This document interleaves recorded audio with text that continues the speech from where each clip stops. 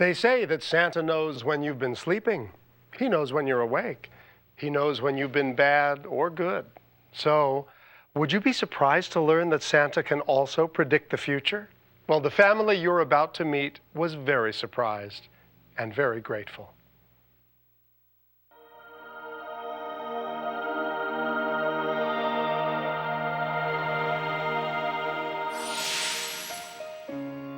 When Jimmy Vasquez met his future wife, Alicia, he wasted no time in telling her that he wanted a family.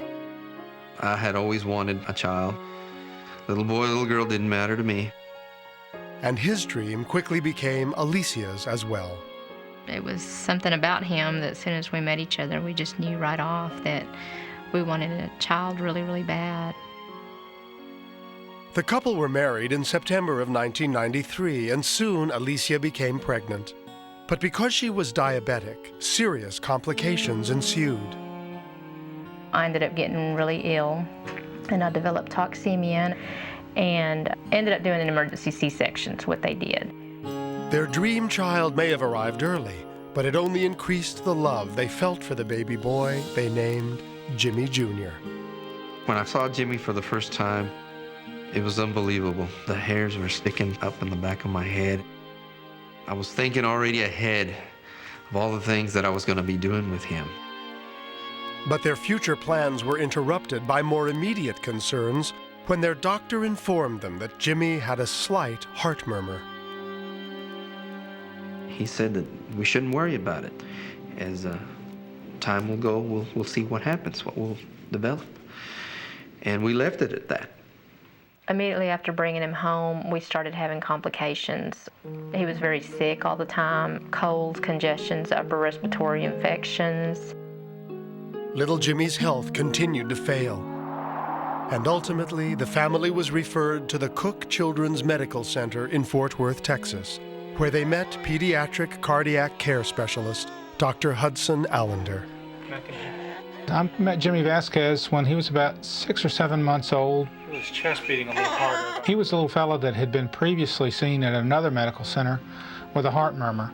Well, his murmur is pretty harsh, and you can hear it very well. I examined him, and it confirmed that indeed there was a murmur, which is a swishy sound of abnormal flow within the heart and the blood vessels. It's a little different than just a VSD, and I can actually feel it. Dr. Allender immediately recommended a series of tests that would reveal how serious little Jimmy's condition was. So we'll go ahead and repeat that EKG and compare. He said, let us get results, let us discuss everything. We'll call you in about a week.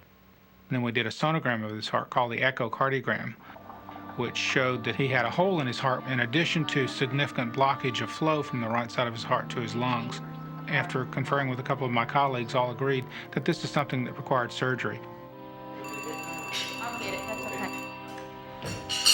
When Dr. Allender finally contacted the Vasquez family with his diagnosis, Hello? they were unprepared for what they were about to learn. Dr. Allender? He said, Jimmy's really, really sick. If we don't do the surgery now, he said Jimmy's heart could actually just about explode on him. What's wrong? Jimmy's gonna have surgery. He's gonna be having open heart surgery. So that was a shock to me and Alicia. And we didn't know what to say. Oh, Jimmy. You don't expect this stuff. You think it's something else or you're having a bad dream. You get there, he'll find something else. And that's one of the points I think that we hit bottom, that I said, I just don't know if I can take this. I don't know if I can handle it. But with little Jimmy's life at risk, they began making preparations for his imminent surgery. Well, welcome. Nice to see you. You made it okay. Sit down. When we arrived at the hospital, Dr. Allender discussed things that could happen, and he explained to us the surgery could go 50-50. Jimmy could survive, and we could run into some complications that could be devastating also. This is where they actually cut the sternum open, expose the heart, stop the heart, and put it on the heart-lung machine. I got real emotional at the time, and I thought, here's this little baby that's just trying to make it in the world, and I don't know if I'm going to see him again. See you later, okay? His parents bravely faced the possibility that they might never see their child alive again. And even the joyful sights and sounds of Christmas could not ease their despair. It's like the best time there is. It's when family's together. And I was a person that was big time into Christmas. And I looked at my husband and I told him, if he doesn't make it through this tomorrow, we're not going to have little Jimmy for Christmas. I don't know. I mean, do you think maybe they'd let us take him to get a picture? I mean, at least. So that's when we did decide to ask permission to take little Jimmy from the hospital.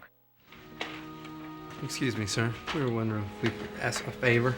And our main goal was to kind of just get him out, kind of give us a little family time away from the hospital, and to try to go out and seek a Santa Claus to take a picture of him with little Jimmy. Thanks. He'll call us in just a minute. Thank you. You bet. They approved for us to leave and said, you know, you need to be back by a certain time because we need to start prepping tonight. Luckily, there was a shopping mall nearby Merry Christmas, Riley.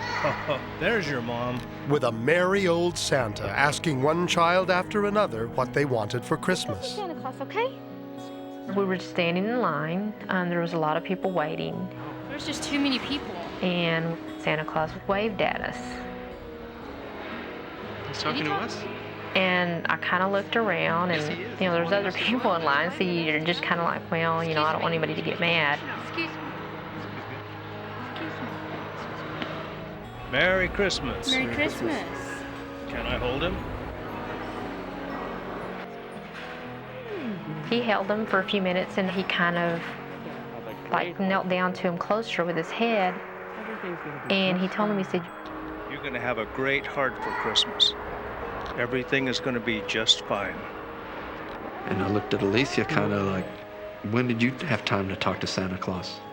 And she kind of looked at me kind of like, well, motioned to me and said, did you talk to Santa Claus? That is incredible. How did you know that? and he just looked at us and smiled with this big old smile. Santa Claus knows everything. I actually saw the twinkle in his eye.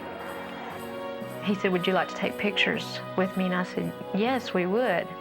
And I told him, but we'll get back in line. He said, no, you need to get back to the hospital, so go ahead and do it. Jimmy! And again, I thought to myself, how does he even know we were at the hospital? Thank you very much. Thank you. Merry Christmas. Merry Christmas. We did return back to the hospital. The whole time we just kept telling each other, how did he know? How did he know?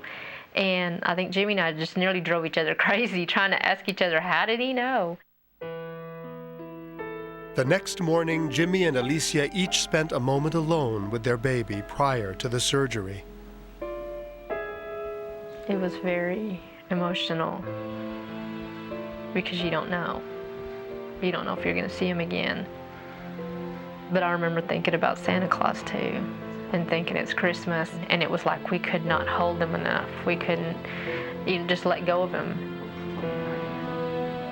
And Alicia and me were practically in tears when they rolled him off into surgery. As surgery went on, we were in the waiting room, waiting and waiting and waiting for several hours.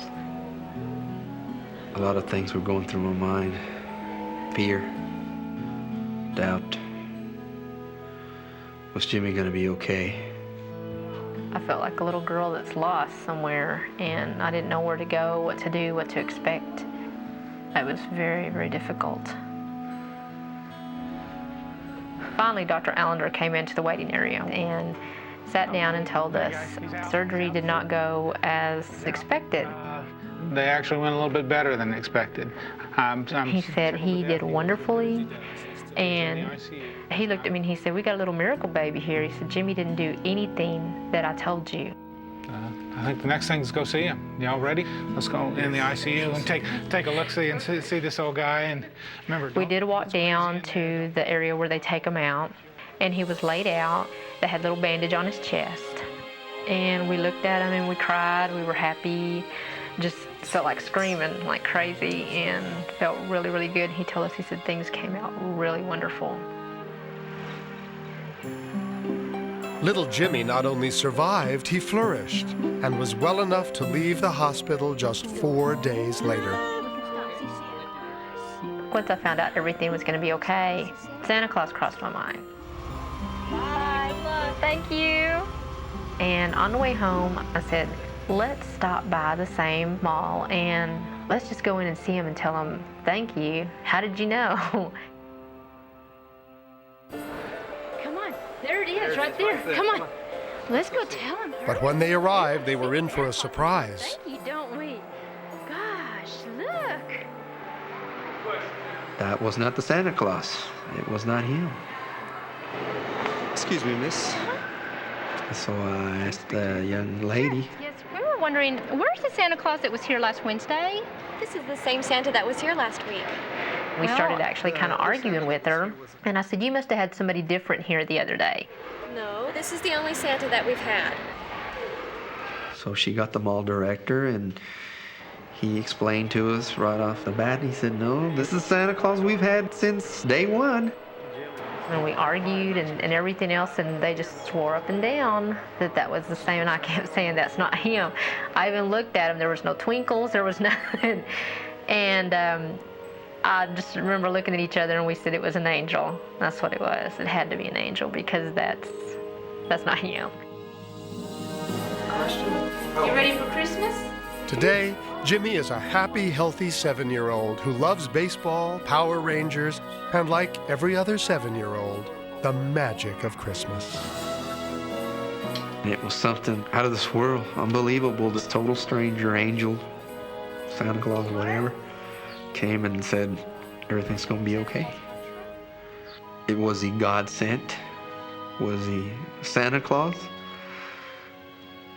We won't know that. But it's a miracle that something like this would happen to someone like me, my wife, my little boy. And like I said, all I have to say is thank you, wherever you are.